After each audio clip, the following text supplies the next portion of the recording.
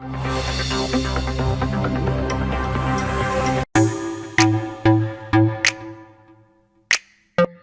عرب میں اسلامی فوجی اتحاد کی سربراہی کرنے والے پاکستان کے سابق آرمی چیف راحیل شریف کی مدت ملازمت میں 1 سال کی توسیع کر دی گئی ہے۔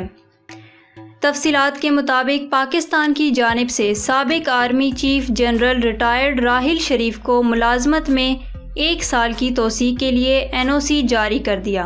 راحیل شریف نے 29 نومبر 2016 کو ریٹائر ہونے کے بعد جنوری 2017 میں سعودی عرب میں قائم ہونے والے اسلامی اتحاد کی کمان سنبھالی تھی اور اب ان کی مدت ملازمت میں 2020 تک توسیع کر دی گئی ہے۔ راحیل شریف کو سعودی عرب میں ملازمت کے لیے وزارت دفاع اور GHQ کی جانب سے NOC جاری کیا گیا تھا۔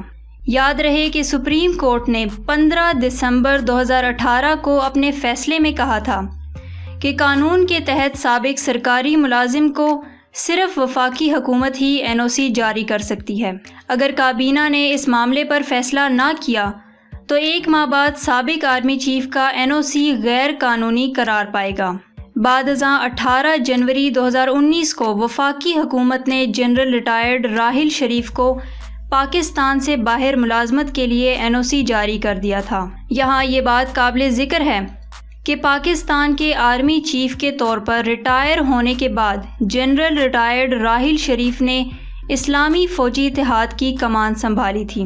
سعودی عرب نے 2015 میں دہشت گردی سے نمٹنے کے لیے 34 اسلامی ممالک کا ایک فوجی اتحاد تشکیل دیا تھا، جس میں مصر، قطر اور عرب امارات جیسے کئی عرب ممالک کے ساتھ ساتھ ترکی، ملائیشیا اور افریقی ممالک بھی شامل ہیں۔